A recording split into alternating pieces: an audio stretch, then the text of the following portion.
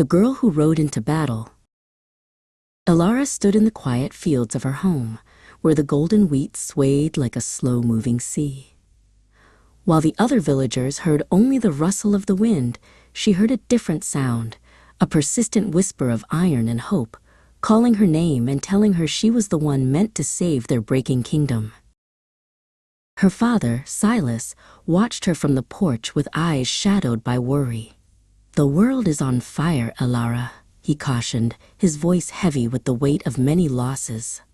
"A girl from a small farm cannot quench the breath of a dragon or the march of an army." But Elara turned to him, her gaze as steady as a mountain peak.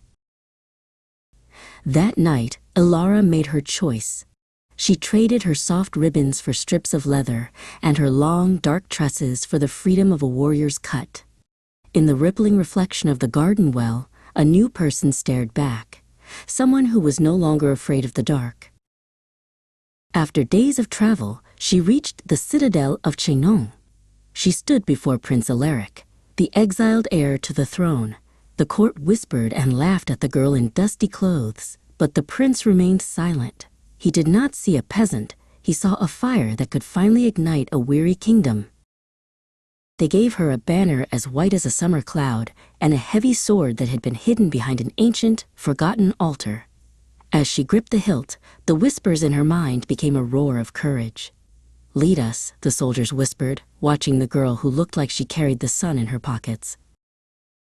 The great gates groaned open, revealing the path to the besieged city.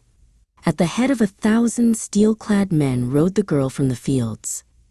Her horse, a powerful silver stallion named Argent, tossed his mane and stepped forward into the fray, sensing the resolve of his rider. The battle for the bridge was a whirlwind of smoke, thunder, and the scent of rain.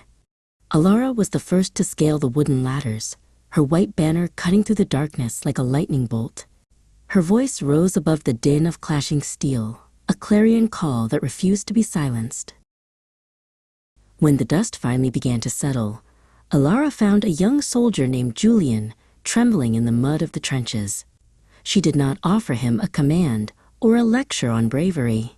Instead, she knelt and offered him her hand. "The sun will rise for you too," she promised softly. The siege was broken, and the bells of the city rang for the first time in a decade. Elara stood on the high ramparts, watching the people below begin to dance. Her heart was heavy with the weight of the peace she had won, yet she felt a lightness she had never known in the fields of Domrey. Elara knew her journey was far from over, and that more trials lay beyond the horizon, but the whispers had finally turned into a song of triumph. She was no longer just a girl who heard voices. She was the spark that had turned the kingdom's longest night into a brilliant golden day.